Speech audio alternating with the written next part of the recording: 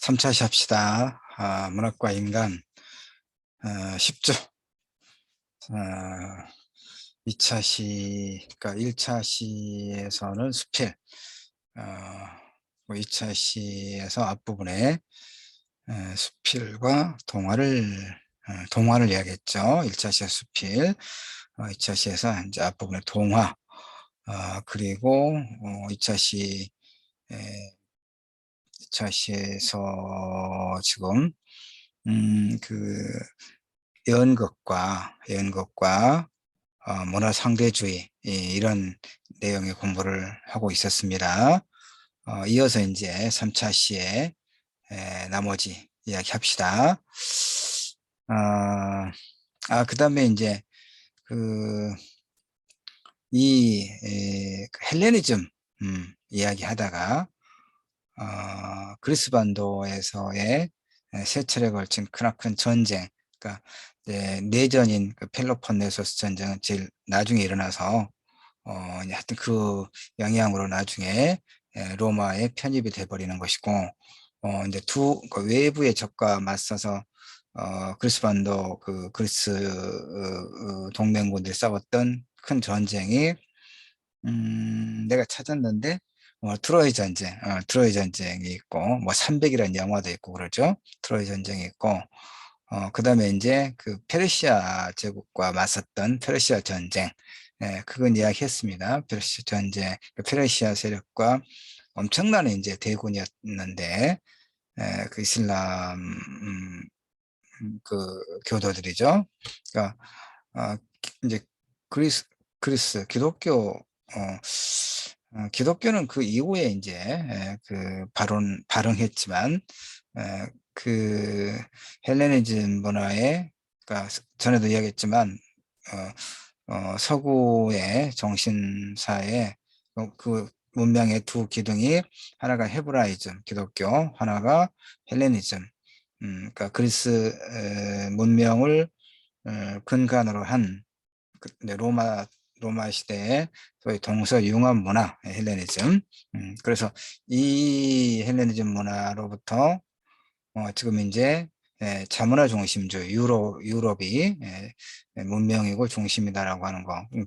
비유럽, 아시아, 아프리카에는 야만이고 주변이다라고 하는 그런 자문화 중심주의가, 즉 오리엔탈리즘이라고 하는 것이 자리 잡게 되고, 그것이 이제 아시아와 아프리카에 대한 제국주의적 침략, 식민 지배를 정당화하는 논리로 활용되고 있음을 지난 시간에 쭉 이야기하고 있었습니다. 자, 그 다음에 그래서 이제 그 세계적으로 중요한 철학 사상가 헤겔 역시 이렇게 그 인류 역사가 소년기에 해당하는 중앙아시아 문명을 거쳐서 청량기인 그리스 로마 문명의 단계, 그리고 가장 완숙한 단계로서의 게르만 문명에 진입한다, 이렇게 주장을 하고, 그 근거로 인간정신편의 3단계설을 제시했다, 이런 얘기죠. 헤겔은 이제 그 독일 사람이죠. 게르만. 그 다음에 이제 공산주의 이론을 정립했던 이 칼 막스 역시 헤겔의 그런 그 주장과 거의 유사한 이론을 제시했다는 얘기입니다. 뭐 인류의 집단적 토지 소유 형태의 3단 계설, 아시아적, 그리스 로마적, 게르만적, 이렇게. 이 사람도 이제 유대계 독일 사람이고 그렇죠. 자, 그래서 이제 중요한 것은 지난 시간도 이야기했다시피 이 마르크스 같은 경우 역시 영국의 인도 지배에 대해서, 그러니까 영국이 인도를 식민 지배하는 것은 식민지적 수탈과 착취라고 하는 부정적인 면이 있는 건 사실이지만, 그보다 더 중요한 것은 서양의 발달한 물질적 기초를 이제 후진적인 지역인 인도에 마련해 주는, 그러니까 인도를 소위 근대화로 나아가게 하는 그런 이제 긍정적인 역할이 있다 이렇게 이야기해요. 그러면서 인도에는 역사가 전혀 없거나 있더라도 지금까지 알려진 역사는 없었다 이렇게 이야기합니다. 지금 인도사의 역사라고 부르는 것은 저항도 변화도 없는 이 수동적인 사회에 번갈아 나타나서 자신들의 지역을 건설한 정복자들의 역사일 뿐이다 이렇게 이야기를 합니다. 예, 그러니까 그 이제 이런 그 주장의 문제가 뭐냐면 그 이제 도시와 제국의 형성에 따르는 인간에 대한 혹은 노동력에 대한 약탈 이게 굉장히 중요하죠. 그렇죠. 그 이를테면 이를테면 이 제국주의적 침략과 식민 지배는 결국은 피식민 지배 국가의 그 노동력, 자원의 약탈, 노동력의 약탈을 수반한단 말이에요. 제국주의 지배라고 하는 것이 자본주의 시장의 팽창을 말하고 원료와 노동력을 값싸게 이제 착취, 공급하는 것이고, 그래서 이제 제품을 만들어서 그 식민지에다가 비싸게 파는, 그러니까 자본을 축적하는 하나의 도구가 제국주의 세력의 식민 지배 정책이었단 말이에요. 이것을 이제 근대적인 어떤 그 발전에 기여했다는 측면만 봐서는 안 된다는 얘기입니다. 이건 일제강점기도 똑같이 적용되는 거죠. 이 약탈과 자원의 약탈과 노동력의 착취, 그리고 또 많은 사람들을 투옥하고 고문하고 독립운동가들을 그런 어떤 야만의 역사를 간과한 채 일제강점기에 근대화가 이루어졌다라고 주장하는 것은 매우 잘못된 역사인식이다 이렇게 이야기할 수가 있습니다. 자, 그래서 이제 이런 주장을 계속 하는 겁니다. 그 아프리카의 그 지성 중 한 명인 알리 마즈루이도 정서는 흑인, 이성은 그리스인이라고 말해온 생고루를 비판하면서 인종들과 문화적 집단들 사이의 지적 수행 능력을 문제 삼는 인종차별주의를 비판합니다. 하여튼 그러니까 이 사람도 소위 인종차별주의를 비판하면서 제국주의는 새로운 지적 지평을 도입함으로써 의도한 건 아니었지만 그리고 제국주의 자체의 뜻과는 무관하게 장차 있을 흑인의 지적 해방을 위한 토대를 깔아주고 있었다라고 이렇게 이야기하거든요. 이 말의 의미는 어떤 거냐면 그 독립협 회장을 지낸 윤치호가 한국이 어차피 강대국의 식민지가 될 수밖에 없다면 영국에 종속되는 것이 제일 바람직하다. 그쪽에 이제 구미 유학파 출신이니까 이렇게 놀랍지 않아요? 그래서 이렇게 유럽인이 비유럽 세계를 바라보는 일그러진 시선, 오리엔탈리즘이 비유럽인들 자신에 의해서 자기 부정과 자기 비하로 이어지고 있는 것을 우리가 지금 확인하고 있잖아요, 여러분. 음. 그래서 이제 에드워드 사이드, 그러니까 이 오리엔탈리즘이라는 그 어떤 개념 용어는 지금 내가 이제 유럽인들의 그 자문화 중심주의, 자신이 중심이고 비유럽 세계는 주변이고 야만이다라고 하는 그런 세계관을 지금 설명하고 있잖아요. 그런데 이 오리엔탈리즘이라고 하는 것은 에드워드 사이드에 의해서 이제 소위 발명된 그런 개념이에요. 그런 현상을. 그리고 본래는 이제 그 오리엔탈 동양, 미지의 세계, 동양에 대한 어떤 일정한 좀 신비, 어떤 환상이랄까? 이런 것으로부터 시작을 했는데, 나중에는 이제 이 유럽 세계가 세계 중심이고 문명이고, 비유럽 세계는 주변이고, 야만이라고 하는, 그 제국주의적 식민 지배의 이론적 근거로 사용됐던 것이 오리엔탈리즘이다. 이런 얘기입니다. 그래서 에드워드 사이드는 서양의 동양에 대해 가진 본질적인 이미지, 서양이 상상하고 날조한 동양일 뿐이다. 오리엔탈리즘은 이렇게 이야기합니다. 그래서 토착민 여성들에 대한 성적 착취는 일상적인 현상이었고 서구인들의 눈에 비친 일본의 이미지는 기껏해야 나비 부인 이상일 수 없었다. 이렇게 일본은 이제 서구의 식민지는 되지 않았지만 기껏해야 나비 부인, 그러니까 결국은 그 나비 부인이 이제 그 유명한 그 연극이죠. 일본의 여성이 이제 주일 미군을 이제 뭐 연모하게 되고 뭐 이런 관계. 그러니까 결국 어떤 성적 대상화라고 하는 그런 측면을 크게 벗어나지 못했다라고 하는 그런 비판입니다.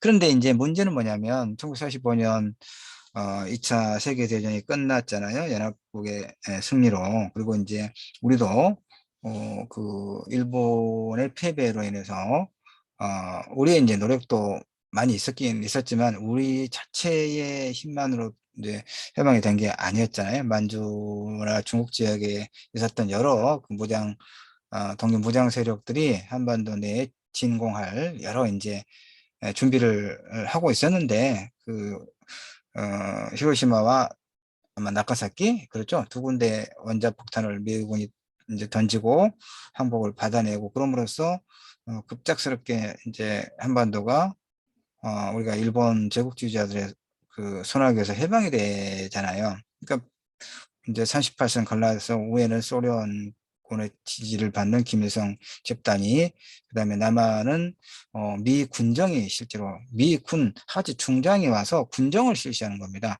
점령지가 되는 거예요. 미군의 점령지가. 그래서 나중에 이제 가장 친미적인 이승만을 이제 내세워서 그 친미 정권을 수립하게 되는 거잖아요. 자, 그런데 이 말은 이제 뭐냐면 식민 세력이 이제 가시적이지 않게 됐죠. 그러니까 해방 이후에 일본 제국주의자들도 물러나고 그다음에 그걸 기점으로 아시아 아프리카의 그 식민지들이 해방이 돼요. 대체로 다 해방이 됩니다. 그러니까 식민 세력은 이제 일단은 뭐 철수하고 눈에 보이지 않게 됐단 말이에요. 그런데 중요한 것은 일상생활 전반에 이 식민의 잔재가 침투해 있는 것이 굉장히 이제 문제가 돼요. 정신적 노예 상태를 어떻게 벗어날 것이냐. 잘 안 돼요. 잘 안 됩니다. 이게 굉장히 큰 문제가 돼요. 굳이 식민지배라 이름할 것도 없는 단지 서구화에 불과한 라다크의 사례를 통해서 문화상호주의라는 담론 속에 가려진 서구 문화의 본질을 좀 볼 겁니다. 라다크. 근데 이제 그러기 전에 아까 나비 부인을 아까 설명을 했는데 내가 각주로 설명을 좀 붙여놓고 있으니까 그거 한번 볼게요. 굉장히 이제 그 연극에서 굉장히 중요한 그 위치를 차지하고 있는데 자.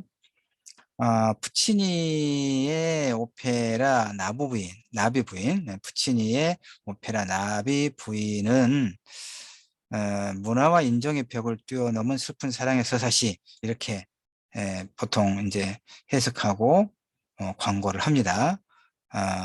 그런데 백인 남자와 미군, 그다음에 유색 인종 여자, 즉 동양 여자와의 사랑이라고 하는 불로서 그러니까 일본의 진전 미군 장교와 그다음에 이제 일본 여성 간의 이런 이제 기생이죠. 기녀. 예. 그런 사랑이라고 하는 이 플롯은 서구의 헤게모니가 여성의 육체에 닷을 내릴 때 동양 여성의 육체는 시각적으로 뿐만 아니라 이데올로기적으로 식민적 상황으로 바뀌었다는 것을 의미해요. 남비 부인에 나오는 여주인공은 그와 같은 오리엔탈리즘이 제인하는 식민주의적 상황과 담론으로 된 문화 산물이다라고 우리가 이야기할 수 있어요. 1900년대에 나카사키는 이게 이제 나카사키는 1900년대 볼까요?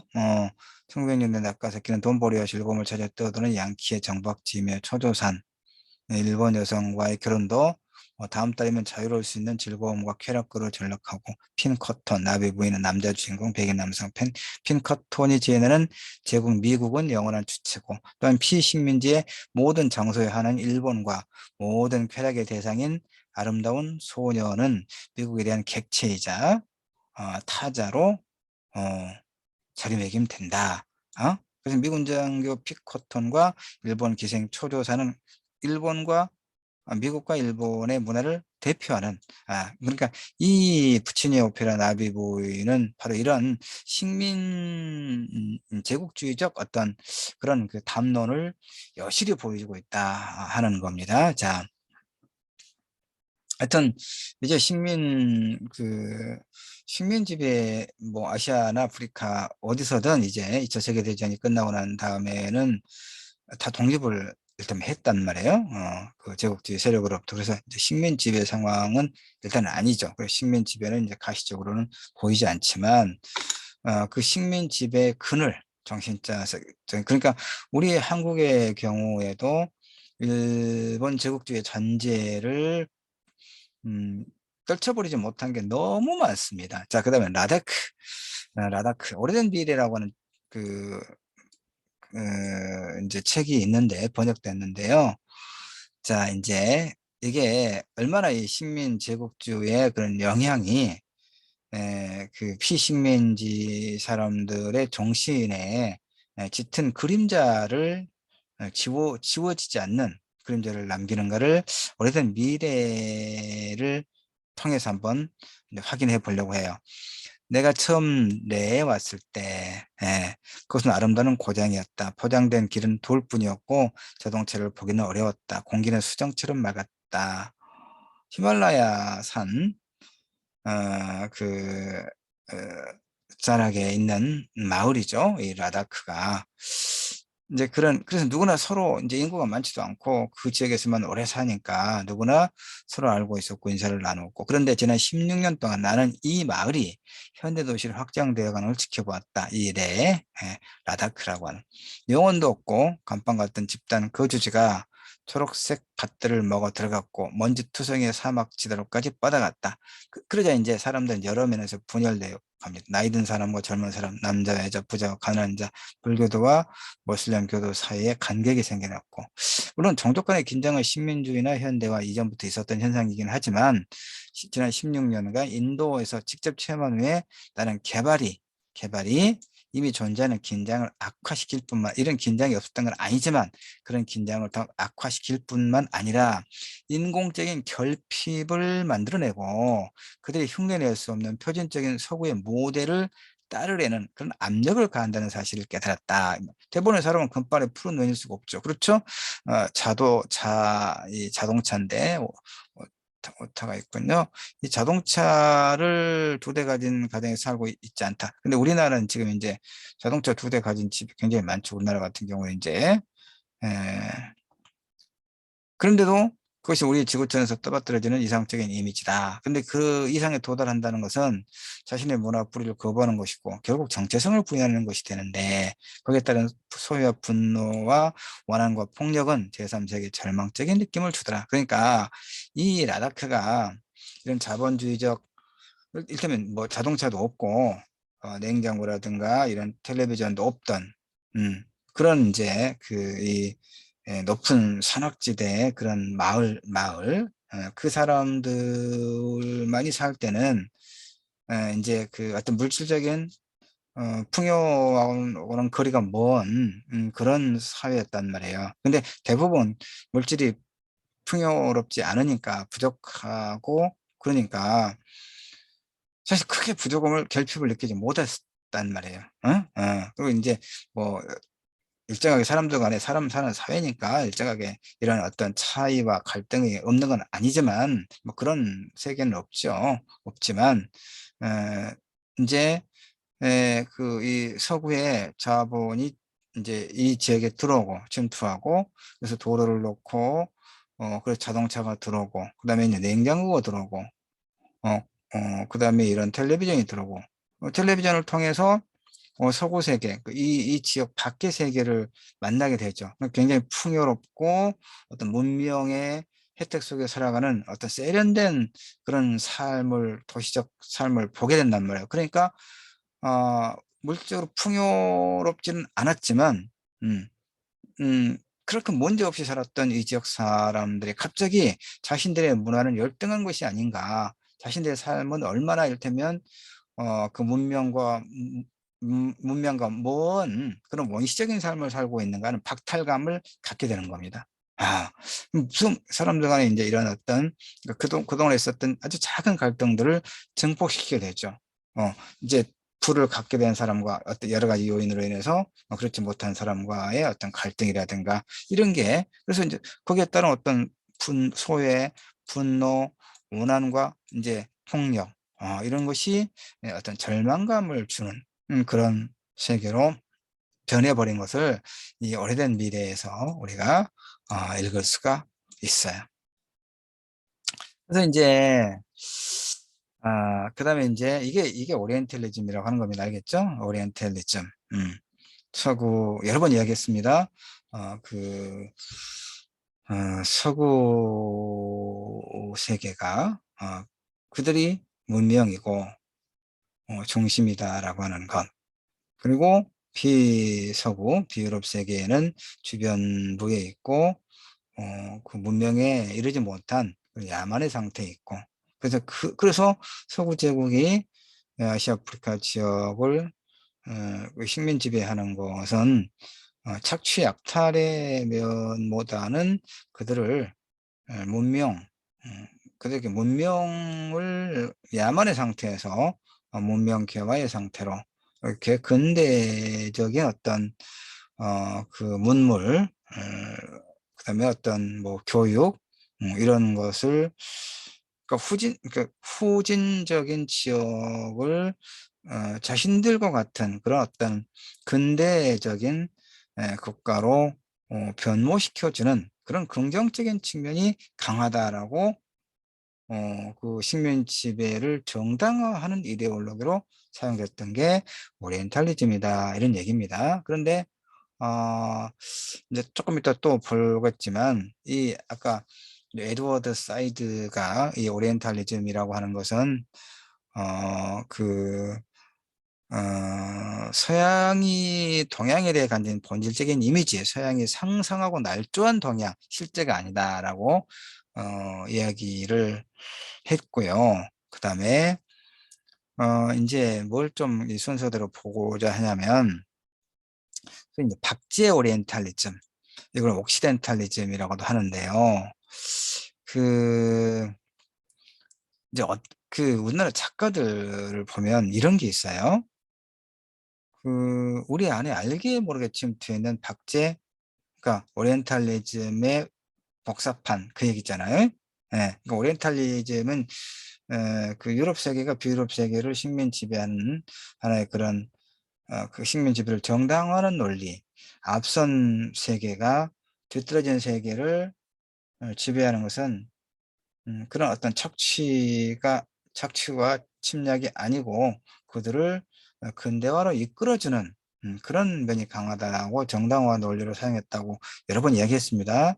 근데 이제 뭐냐면, 이런 유럽 중심주의 침투 수용이 자기 부정과 자기 비하를 너무 어떻게 제타자와 부정적이고 왜곡된 이미지의 길을 걷는지 한번 볼까요? 그러니까 우리 사회 지식인들, 작가들이 이런 걸 많이 해 보면, 송기원의 안으로 여행, 구도 소설의 성격을 지니고 있는데, 이 송기원의 안으로 여행에 그려진 인도는 그러니까 한국 작가들이 인도를 여행을 갑니다. 한두 번 갔다 와서 이제 뭐 소설이라든가 뭐 산문, 에세이를 발표를 해요. 그러면서 인도를 어떻게 그리냐면, 아니, 인도를 여행을 한 번, 두 번, 세 번 해서 인도를 어떻게 제대로 알겠어요? 굉장히 피상적으로 아는 거 아니겠습니까? 그런데 그 몇 번 갔다 와서 본 피상적인 인도, 그다음에 인도 사람들의 삶을, 그 인도 사람들이 매우 그 어떤 자신들의 신앙에 매우 충실하면서 그 매우 이제 인도 그 매우 인도는 굉장히 계급이 그 고착화된 그런 계급 사회예요.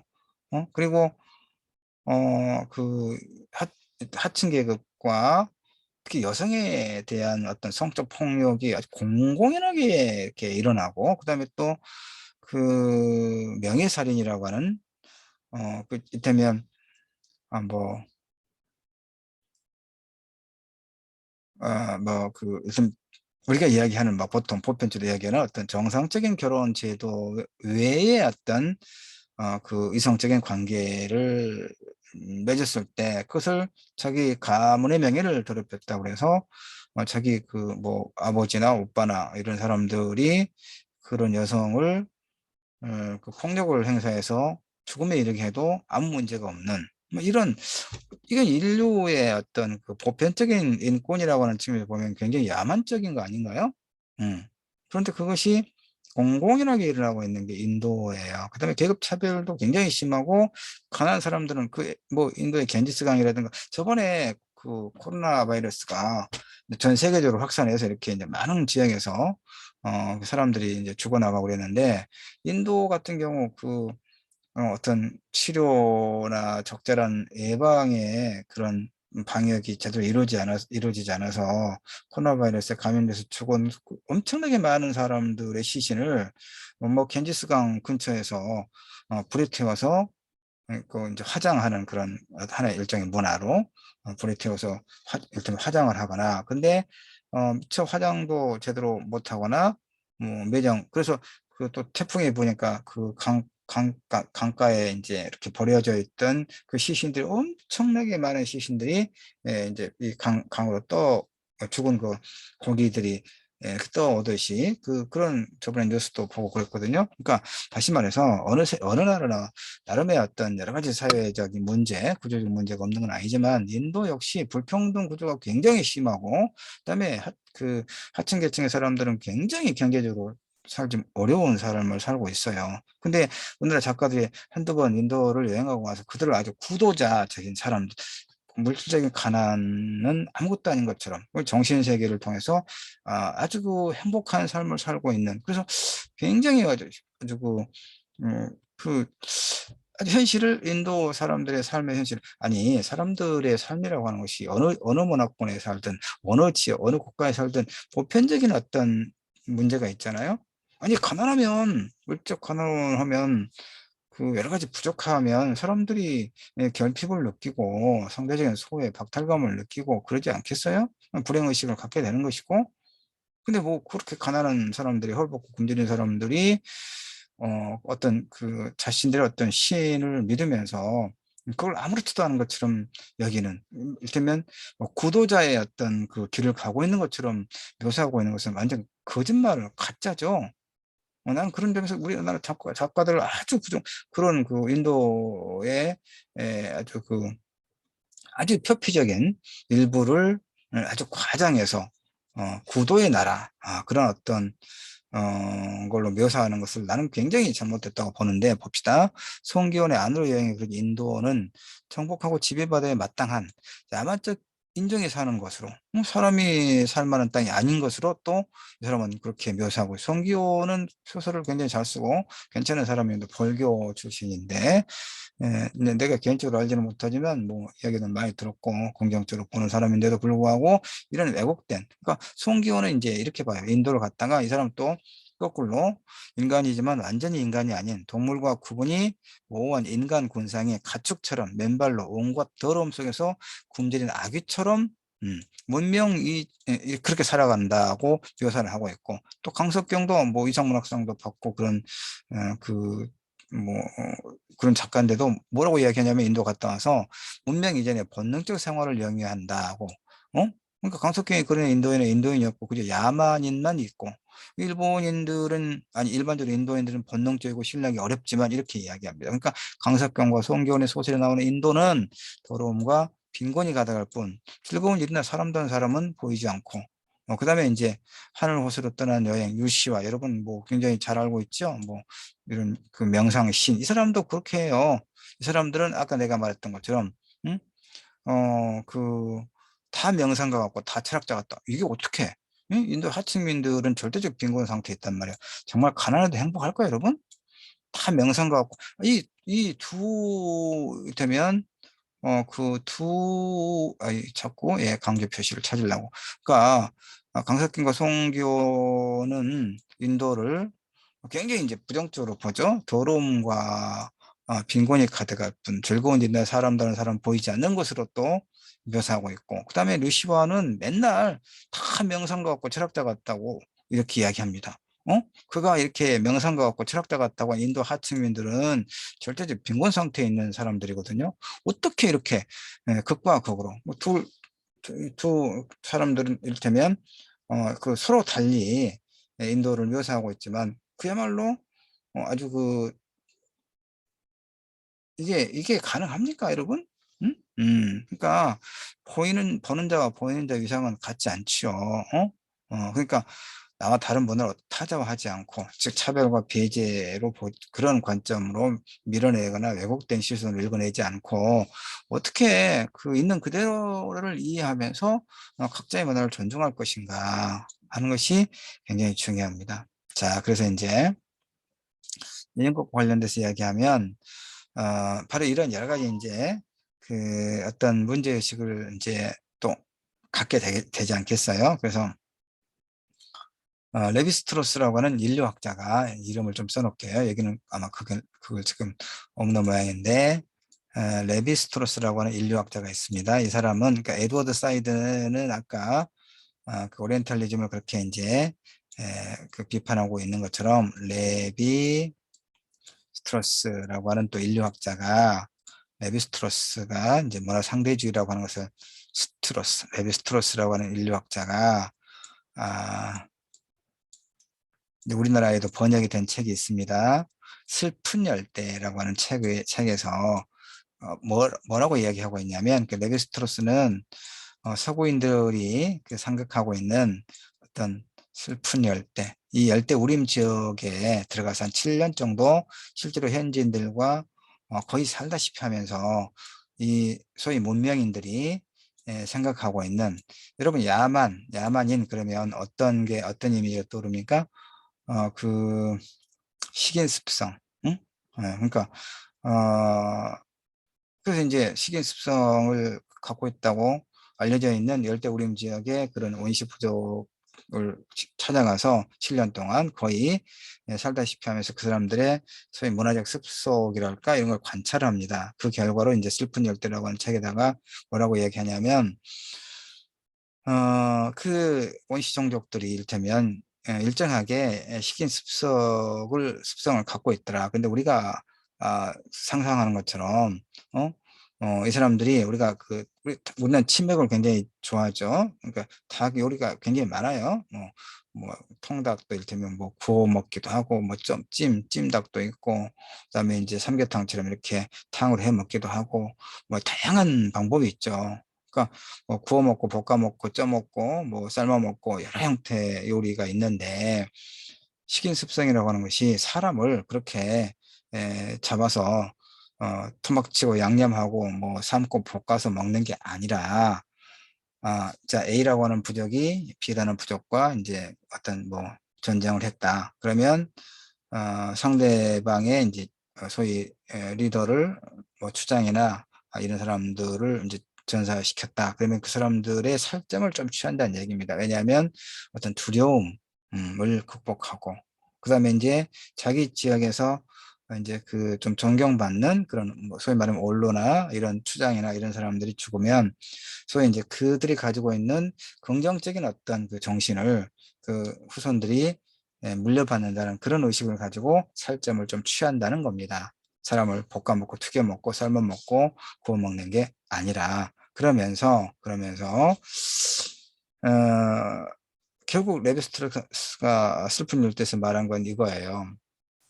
문화라고 하는 것은 어느 문화가 우수하고 어느 문화가 열등하다라고 하는 소위 문화 절대주의적 그 유럽 중심주의를 비판한 겁니다.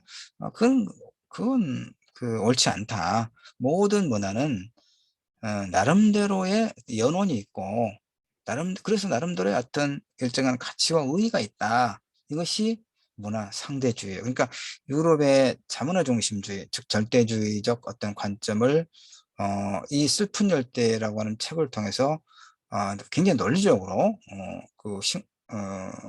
인류학적으로 인류학자거든요. 레비스트로스가 비판하고 있는 겁니다. 그게 지금 우리가 계속 이렇게 10주차 이야기하고 있는 문화 상대주의 의 개념이에요. 알겠죠?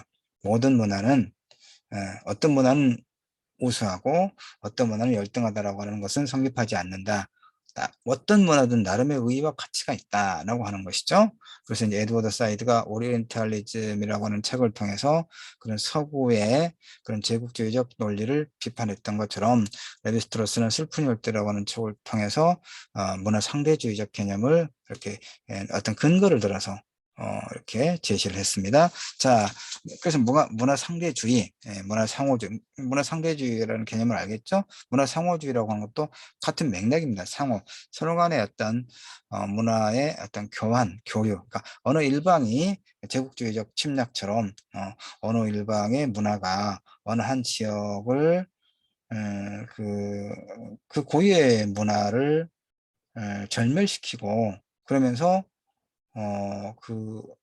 그러는 게 아니라 서로 간에 이제 소위 문화 접변이 일어나죠. 문화 이동이 일어나고 그러면서 그 문화가 상호 교류하면서 상대의 좋은 면은 받아들여서 우리의 문화와 함께 또 창조적인 어떤 문화를 만들어 나가는 거 이런 것이 매우 중요하다라고 보는 것이 소위 말하면 문화 상호주의의 개념입니다. 그러니까 이 문화 상호주의라고 하는 것은 20세기 후반부터 세계 공연예술계에서 활발히 논의되고 있는 쟁점들이다 이런 얘기입니다. 특히 60년대, 70년대 이런 일단의 실험 연출가들은 서양의 전통적 사실주의 양식을 극복하기 위해서 아시아와 아프리카의 문화, 역사, 공연, 예술 양식 등을 차용해가지고 새로운 연극 언어를 실험하고 창조하고 있다 이런 얘기입니다. 그래서 문화 상호주의 연극이라고 하는 것은 특히 60, 70년대 서양에서 처음 나타난 현상이 아니고 오래전부터 서양의 연극인들은 동양의 문화를 경험하고 흡수하면서 새롭고 독특한 문화를 만들었다 이렇게 이야기합니다. 이런 작가들, 예. 그래서 이제 이런 그 사람들이 일본의 전통국인 노, 가부키의 미학과 양식을 차용 실험하면서 서양 연극의 표현 영역을 확장했다. 그다음에 이제 아르토는 발리의 무용극으로부터, 브레이트는 중국의 경극으로부터 그들의 이제 어떤 이론적 토대를 이루고 영감을 받았다 이런 얘기입니다. 일본 신극의 아버지를 일컫는 오시나이 가로우와 추보시 소요 역시 20세기 초 서양의 입센과 체업의 사실주의 연극을 연구하고 모방하면서 일본의 전통 연극과는 전혀 다른 새로운 연극 창조에 힘을 쏟았다. 그래서 이들이 오늘날 일본의 그 신극을 만드는 밑거름이 되었다. 이런 얘기죠. 우리의 신극도 일본을 통해 들어온 간접적인 만남이었는데 결국은 서양의 사실주의 연극에 영향을 받았다라고 이렇게 동서 문화의 교류를 통해서 새로운 문화를 창조할 수 있다는 이런 얘기죠. 그래서 한국의 이제 연극학계에서도 2000년에 좀 오래되긴 했습니다만은 연극제를 하면서 문화 상호주의적 연극 만들기 이런 이제 주제로 심포지움을 열고 했던 얘기입니다. 예. 그다음에 좀 가죠. 그러니까 그 예술에서는 이제 소유권에 대한 문제보다는 이것은 이제 그 어떤 지적 재산권의 문제는 이제 개별적인 작가에게 그 법적인 어떤 권리로서 세계적으로 이렇게 보장하죠. 근데 여기서는 이제 어떤 문화권의 이야기입니다. 그래서 소유권에 대한 문제보다는 서로 협력하는 거 이렇게 협력하는 것이 더 좋은 것이다. 협력해서 만드는 예술은 한 나라의 소유가 아닌 전 세계에 속하는 것이다. 이렇게 또 이야기하기도 합니다. 다만 이제 문화 상호주의의 실질적 가치가 무엇인가? 이건 이제 사실 이게 좀 추상적인 개념일 수도 있기 때문에 이런 질문에 대해서 뭐 열린 의식으로 타 문화를 타자로서 인정하는 그러니까 문화 간의 차이를 인정하고 드러내는 합창이다. 이것도 역시 이제 좀 추상적이긴 합니다. 왜냐하면 사실은 그 이 역사 이래 연극은 모두 연극은 모두 문화 상호주의적, 연극만 그런 게 아니라 역사 자체가, 내가 처음에 이야기했던 것처럼 역사 자체가, 대체로 전쟁을 통해서 그렇게 했지만, 전쟁을 통해서, 그 다음에 이제, 그 평화 시에는 교육을 통해서, 그러니까 교육과, 또 어떤 전쟁을, 그런, 그 계기를 통해서 뭐 경제와 문화와 인적 교류가 서로 상호간에 이제 이루어졌던 것 아니겠습니까? 그러니까 영국 역시 애초부터 문화 상호주의적이었다고 말할 수는 있겠죠. 자, 그래서 이제 이걸 여러분에게 어느 정도까지 설명을 좀 할까요? 좀 재미가 덜해지고 있죠, 점점. 왜냐하면 본격적인 이제 되면 연극의 문화 상호주의적 어떤 그 내용들을 설명하니까 아마 그럴 거예요. 그러니까 우리가 어떤 것만 좀 이해를 하면 좋냐면 서로 간에 그러니까 동양이든 서양이든 서로 간의 문화를 수용하고 또 적용을 해서 창조적인 어떤 문화로 만들어냈다. 특히 연극 분야에서 그게 좀 두드러진다. 이 정도로 이야기를 하면 될 것 같아요. 왜냐하면 여기 보면 아시아와 아프리카와 아시아의 가면으로부터 영향을 받은 뭐 고든 브레이크, 일본의 화두를 수행한 막스 라인하르트, 독일 같죠? 인도의 사건 단란을 도입한 알렉산더 타이로프 등이 이를테면 19세기에서 20세기 말에서의 이를테면 그 서로 문화 상호주의적인 그런 담론 속에서 상대 지역의 문화를 수용하고 그것을 자신의 문화를 창조적으로 또 만들어내는데 상당히 노력을 기울였던 작가고 이론가들이다. 이런 얘기입니다.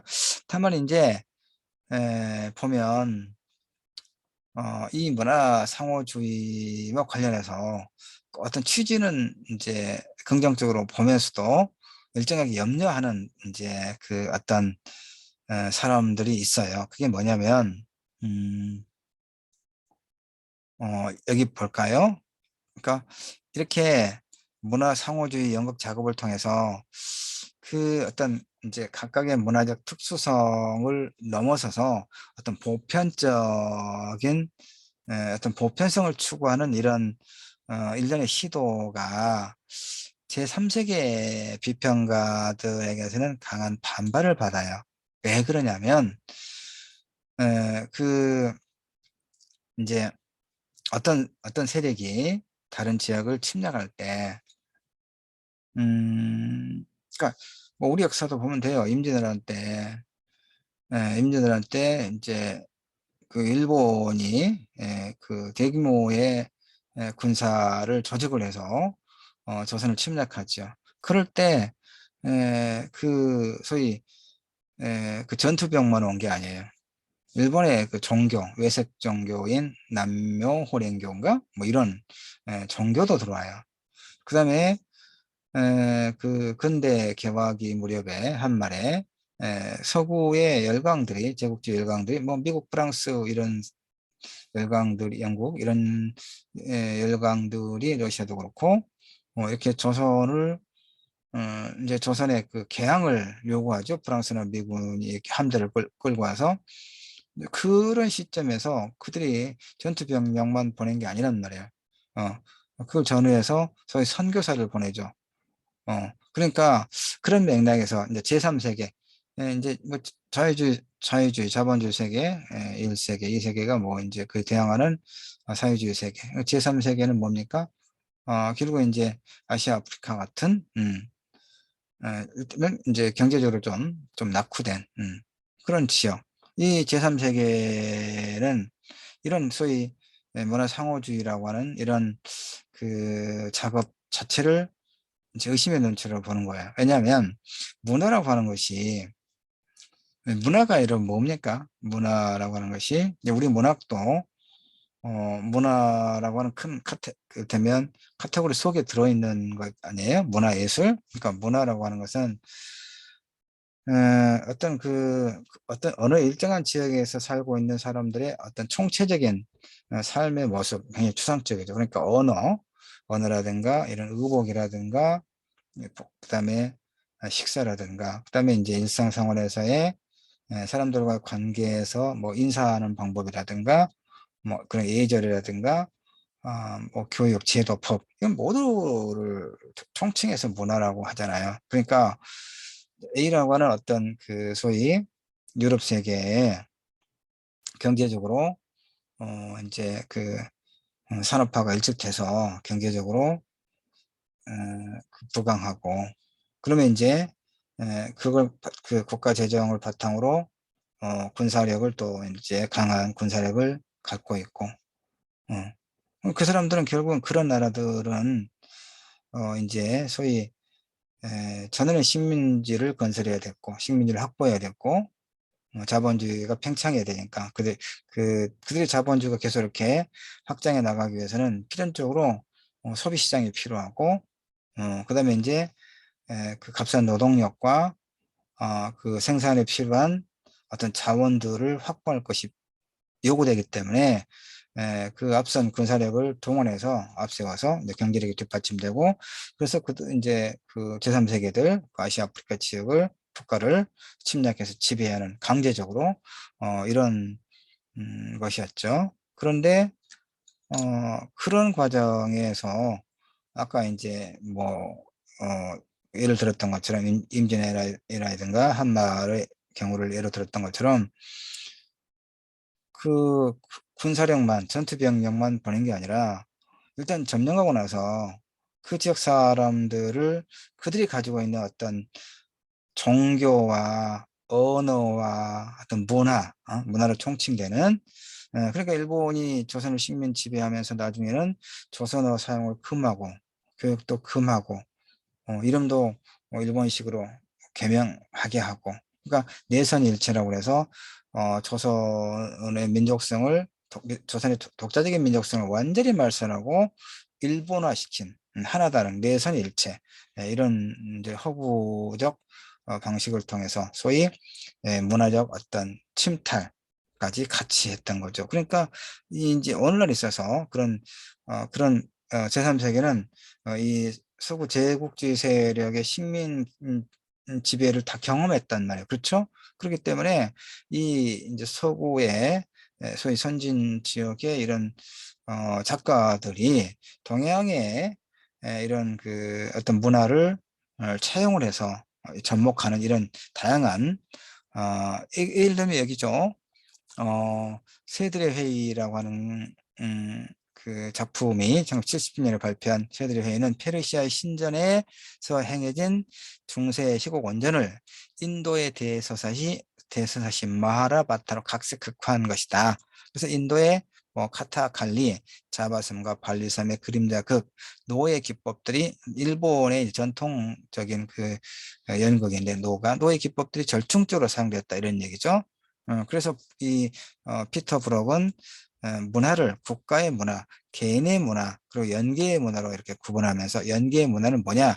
인간과 사회, 한 민족과 다른 민족, 소우주와 대우주, 인간과 기계, 보이는 것과 보이지 않는 것, 카테고리들, 언어들, 장르들 간에 상실되고 수면 밑으로 가라앉은 관계들을 발견하는 것이다라고 설명하는데, 바로 이와 같은 문화 상호주의 연극 작업을 통해 초월적 보편성을 찾으려고 하는 이런 그 어떤 시도에 대해서 제3세계 비평가들이 이제 의심의 눈초로 보는 겁니다. 왜 그러냐면 이 피터 브록이 빈 상태로 온 것이 아니라 저기 아프리카에 대한 텍스트화된 구조, 그러니까 아프리카를 서구의 타조로 여전히 보고 있다.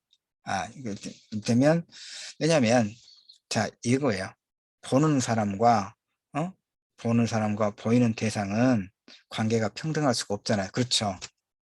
바로 그런 측면에서 의심의 눈초. 왜냐하면 경제적으로 앞선 국가의 문화가, 그렇지 뭐 아까 오래된 미래의 라다크의 예를 설명했잖아요. 그러니까 경제적으로 월등히 앞선 자본주의 생산 양식이 발달한 그런 국가의 문화가 그보다 못한 저개발 국가에 들어왔을 때, 그러면 그 저개발 국가 사람들은 자신의 고유한 문화가 있지 않겠어요? 근데 그것을 이를테면 경제적으로 앞선 국가의 문화와 비교해서 자신들의 문화가 얼마나 초라했는가를 느끼게 되는 이런 어떤 정신적 박탈감을 갖게 된단 말이에요. 그러면 이제 그런 앞선 문화, 경제적으로 앞선 나라의 문화를 모방하려고 하죠. 어. 그러니까 문화적 식민지가 돼버리는 것을 이제 경계하는 것이에요. 그래서 보편성이라고 하는 것이 탈이데올로기, 탈권력을 부정하는 예술의 자율적 영역이 있다. 그러니까 그런 어떤 식민 지배 전략과는 무관하다라고 하는 그 서구 예술가들의 어떤 진위를 긴가민가하게 받아들인다 이런 얘기죠. 사실은 예술이 자율적 영역에 있지 않아요. 예술의 자율적 영역, 그러니까 뭐 시에서 순수문학 30년대 김영남 내가 이야기했던 거, 그때 그러니까 자율이라고 하는 것은 문학과 문화예술이 정치적 권력과 무관하게, 즉 예술을 위한 예술, 뭐 이걸 이야기하는데 그게 가능하냐는 얘기예요. 음. 그렇게 믿거나 주장하는 자체가 은폐된 이데올로기다. 나도 이렇게 봅니다. 모든 예술은 인간과 인간의 삶을 따라 존재할 수 없다는 의미에서. 그러니까 문화 상호주의를 보편성으로 해석하는, 네, 긍정적으로 보는 측면이 하나 있고, 이제 다른 측면에서 문화 제국주의로 해석하는, 음, 이런 어떤 측면이 있는데, 이제 이 이분법적 논리를 좀 넘어서서 해체적 분석을 시도하고 있는 사람들도 있겠죠. 그러나 그럼에도 불구하고 제3세계에서는 이렇게 소위 말하면 보편적 진실 찾기라고 하는 것이 세계 문화들의 동질화를 추구하는 유럽 중심의 인본주의적 발상이다라고 경계하고 비판하는 측면이 있어요. 그러니까 다른 문화에 영향을 받자는 순수한 문화는 없죠. 세계는 이제 국가주의적 국면에서 문화적 국면들로 이행하고 있다. 그래서 국가들 대신에 문화권들을 구별하는 것이 바람직하다. 이렇게 문화 상호주의의 유토피아적인 측면, 긍정적인 측면을 주장해 왔어요. 그러나 이제 그 나머지는 결국 어떻게 이야기할까요? 시간은 다 됐고 그 뒷부분을 설명을 다 마치지는 못했는데, 이제 우리가 강조하는 것은 내가 강조하는 것은 지구촌에서의 문화들은 역동적으로 교류하고 문화 현상들은 더욱 다양하고 복잡하게 얽혀 있죠. 문화 상호주의 연극도 그렇고, 어, 그래서 이제 그런 소위 문화 상호주의 연극의 실험들이 소위 문화적 다양성과 특수성을 좀 넘어서서 초문화적 보편성의 획득으로 나아가게 될지는 장담할 수 없죠. 장담할 수 없어요.